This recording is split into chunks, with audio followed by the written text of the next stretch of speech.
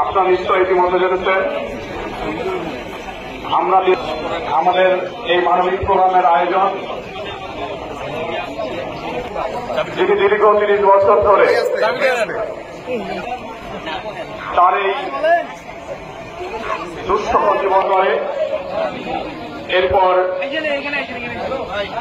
London সেক্টরের অন্যতম সদস্য জনাব আতিকুর রহমান ভ্রমণকে দায়িত্ব দেন যোগাযোগ করবার এরই ধারাবাহিকতায়